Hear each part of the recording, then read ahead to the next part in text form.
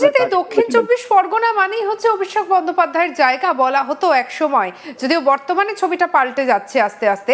এই দক্ষিণ চব্বিশ পরগনা জেলায় এর আগে দেখো আমরা দেখলাম যে যে স্বঘোষিত পুষ্পা, তার অবস্থানটা ঠিক কোন জায়গায় এসে দাঁড়ালো দেখো, সেটা আমরা দেখতে পেলাম। এখন আমরা দেখতে পাচ্ছি শওকত মোল্লার অবস্থানটা ঠিক কোন জায়গায় ধীরে ধীরে চলে যাচ্ছে। এবং এই শওকত মোল্লা, মমতা বন্দ্যোপাধ্যায় নিজে একসময় বলেছিলেন যে শওকত বোম বাঁধে, সেই বোমা, সেই গুলি, সেই সমস্ত কিছু নিয়ে এনআইএ পৌঁছে গেল। একেবারেই দেখো, এই মমতা বন্দ্যোপাধ্যায় একটি প্রশাসনিক সভা থেকে, অর্থাৎ কাকদ্বীপে যখন দক্ষিণ চব্বিশ পরগনা জেলার প্রশাসনিক সভা হচ্ছিল, সেই সভা মঞ্চ থেকেই শওকত মোল্লাকে উদ্দেশ্য করে বলেছিলেন যে তোর ওখানে বাস স্ট্যান্ড কি করবো, তুই তো ওখানে বোম বাঁধিস। অর্থাৎ শওকত মোল্লা যে বোম বাঁধে, শওকত মোল্লা যে দুষ্কৃতী, সেটা কিন্তু তার দলেরই মুখ্যমন্ত্রী একসময় কার্যত অন ক্যামেরা প্রশাসনিক বৈঠকে কিন্তু সেটা নির্দেশ করেছিলেন। এবং তারপরে দীর্ঘদিন ধরেই কিন্তু এই এই শওকত মোল্লাকে বুঝতেই পারছি যে শওকত, দেখো এই মুহূর্তে আমি শওকত মোল্লার মেয়েকে একবার দেখাবো। তিনি এখান থেকে বাড়ি থেকে বেরোলেন এক্ষুনি। যদি একটু কথা বলা সম্ভব হয়। কি বলবেন, বাবা কোথায় আছে দিদি? বাবা কোথায়?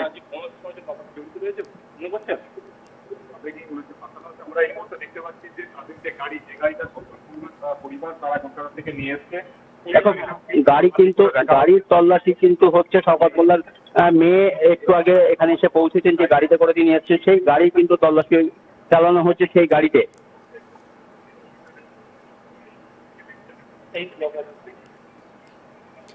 একেবারে এই মুহূর্তে দেখুন আমরা দেখতে পাচ্ছি গাড়ির চাবি একবার নিলেন এনআইএ তদন্তকারী আধিকারিক, আবার তার মেয়ের হাতে তুলে দেওয়া হলো এবং এই মুহূর্তে গাড়ি তল্লাশি চলছে। আমরা কিছুক্ষণ আগে দেখলাম যে তার মেয়ে এবং তার স্ত্রী দুজনে কিন্তু এই গাড়িটি করে এলেন, সেই ছবিও আমরা আপনাদেরকে দেখিয়েছি।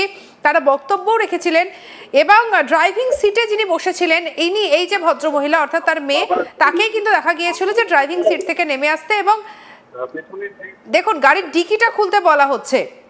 এই মুহূর্তে সেই ছবি, গাড়ির ডিকি খুলতে বলা হচ্ছে এবং ডিকির ভেতরে কি আছে এটা কিন্তু একটা বর্তমানে বড় প্রশ্ন। অবশ্যই আমরাও সেটা দেখাবো আপনাদেরকে যে গাড়ির ডিকির ভেতরে কি আছে, কারণ গাড়ির ডিকি খুলতে বলা হলো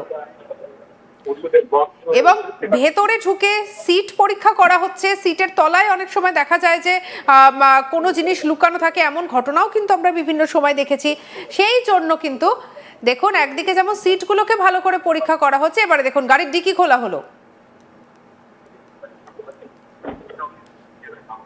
দেখছেন তদন্তকারী আধিকারিকরা, তারা সরিয়ে সরিয়ে দেখছেন কি রাখা আছে, যেটা কি বেশ কিছু কাগজপত্র রয়েছে ভেতরে সেটা দেখা যাচ্ছে। কিসের কাগজ যদিও সেই বিষয়টা কিন্তু পরিষ্কার নয়, তবে গাড়ির ডিকির ভেতরে বেশ কিছু কাগজ আছে। আপনার বাবা এই দুর্নীতির সঙ্গে জড়িত, এটা কি আপনারা মানেন? আপনাদের কি ফাঁসানো হচ্ছে? তাহলে কি কারণে হচ্ছে এটা? কি কারণে এটা কি কারণে হচ্ছে? রাজনৈতিক কোনো উদ্দেশ্য আছে বলে দেখছেন ম্যাডাম? দেখো, বুঝতেই পারলে যে শওকত মোল্লার মেয়ে এবং স্ত্রী এই গাড়িতে করে কিছুক্ষণ আগে বাড়িতে এসেছিলেন এবং সেই গাড়ি কিন্তু তল্লাশি অভিযান চালানো হলো।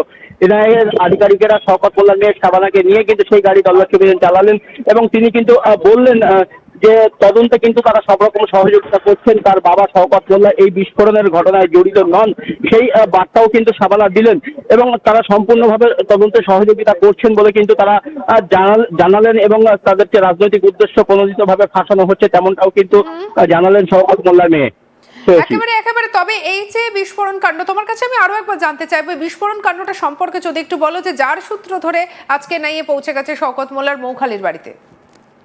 দেখো, যেমনটা জানা যাচ্ছে দক্ষিণ চব্বিশ পরগনার যে ভাঙড় রয়েছে, ভাঙড়ের চালতাবেড়িয়া গ্রাম পঞ্চায়েতের বামুনিয়া এলাকা, সেখানেই কিন্তু কার্যত এই বিস্ফোরণের ঘটনা ঘটেছিল। গত মার্চ মাসে 8ই মার্চ বিস্ফোরণ ঘটেছিল এবং সেই ঘটনায় গত 19 মার্চ এক ব্যক্তির মৃত্যু হয়েছিল এবং সেই ঘটনার তদন্ত কিন্তু করছিল এনআইএ এবং সেই ঘটনার তদন্তে নেমেই আজ কিন্তু শওকত মোল্লার বাড়িতে এনআইএ চলে আসে। তার কারণ ঘটনার তদন্তে নেমে স্থানীয় তৃণমূল নেতা ওহিদুল ইসলামকে কিন্তু গ্রেপ্তার করেছিল এনআইএ এবং তাকে জিজ্ঞাসাবাদ করেই কিন্তু শওকত মোল্লার নাম জানতে পেরেছিল তারা, তেমনটাই কিন্তু প্রাথমিকভাবে জানা যাচ্ছে এবং সেই সূত্রেই আজকে শওকত মোল্লার বাড়িতে কিন্তু তল্লাশি অভিযানে নেমেছে এনআইএ। একেবারে দেখো, তুমি দেখো এর আগে যেমনটা বলছিলে যে তার ছেলেকে নিয়ে বর্তমানে কিন্তু শওকত মোল্লার একটা খোঁজ চলছে, তো তার ছেলেকে নিয়ে কোন কোন জায়গায় যাওয়া হয়েছে তুমি জানো? এখনো অবধি কোনো খবর রয়েছে? দেখো এখনো পর্যন্ত যেমনটা জানা যাচ্ছে শওকত মোল্লার ছেলে ইমরান মোল্লাকে নিয়ে শওকত মোল্লার বেশ কয়েকজন ঘনিষ্ঠ আত্মীয়র বাড়িতে যাওয়া হয়েছে সকাল থেকে, যেখানে কিন্তু শওকত মোল্লার নিজের মামার বাড়িতে যাওয়া হয়েছে বলেও কিন্তু প্রাথমিকভাবে জানা যাচ্ছে। অন্যদিকে ইমরান মোল্লাকে নিয়ে যে ক্যাফে রয়েছে ইমরানের ক্যানিং এর মাতলা নদীর চরের যে মৌখালী ব্রিজ আছে সেই ব্রিজ সংলগ্ন এলাকাতে অরণ্যের কুলে নামে একটি ক্যাফে আছে ইমরান মোল্লার। বিস্তীর্ণ এলাকা জুড়ে কয়েকশো একর জায়গা নিয়ে তৈরি সেই ক্যাফেতে কিন্তু তল্লাশি অভিযানে গিয়েছে। তারপরে তাকে নিয়ে ঠিক কোথায় গিয়েছে সেই বিষয়টি পরিষ্কার নয়, তবে সূত্র মারফত জানা যাচ্ছে যে এনআইএর আধিকারিকেরা ইমরান মোল্লাকে নিয়ে সেই সমস্ত জায়গাতে যেতে চাইছে যেখানে কিনা শওকত মোল্লা সংক্রান্ত কোনো কিছু পাওয়া যেতে পারে, অর্থাৎ নথিপত্র হতে পারে শওকত মোল্লার নিজস্ব, তাকে যদি পাওয়া যায় সশরীরে, সেই চেষ্টাও কিন্তু এনআইএর তরফ থেকে করা হচ্ছে এবং সেই তল্লাশি অভিযান কিন্তু এখনো চলছে।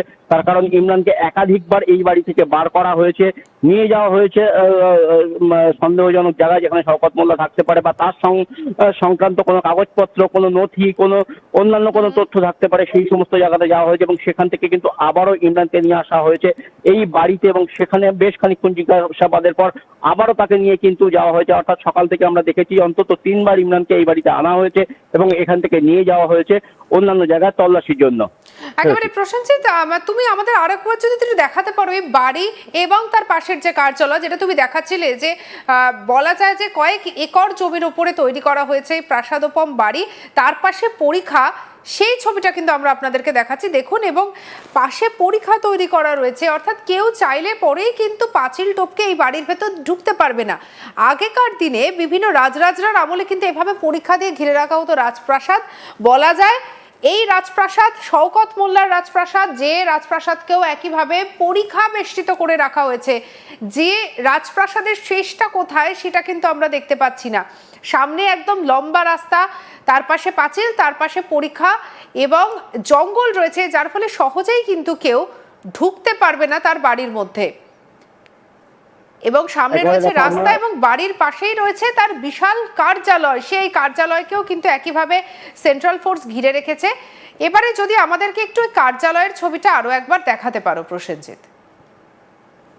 দেখো যে দুটি কার্যালয় রয়েছে তোমাকে যেমন বলছিলাম, একটি কার্যালয় হচ্ছে এই যে সামনে বিধায়ক শওকত মোল্লার জনসংযোগ কার্যালয়। এই কার্যালয়ে কিন্তু শওকত মোল্লা যখন প্রথম বিধায়ক হন তখন কিন্তু এই কার্যালয়ে তিনি বসতেন এবং এখানেই তার মূলত কাজকর্ম চলতো। কিন্তু যত দায়িত্ব তার বেড়েছে দক্ষিণ 24 পরগনা জেলায় তৃণমূল কংগ্রেসের সংগঠন তৈরির জন্য, ততই কিন্তু তার কার্যালয়ের যে আয়তন বেড়েছে, একাধিক জায়গায় কার্যালয় তৈরি হয়েছে এবং শওকত মোল্লার ঠিক বাড়ির পাশেই মাত্র 2-3 বছর আগেই সদ্ভাব ভবন নামে একটি বিশাল বড় কার্যালয় তৈরি হয়েছে, যেখানে কিন্তু অত্যাধুনিক সমস্ত রকম যে সুবিধা, সেই সুবিধা কিন্তু সেই কার্যালয়ে রয়েছে। এবং সেই প্রসেনজিৎ, আমরা এই কার্যালয়টা দেখবো অবশ্যই, কিন্তু এই কার্যালয়টা দেখতে দেখতে যদি আমাদের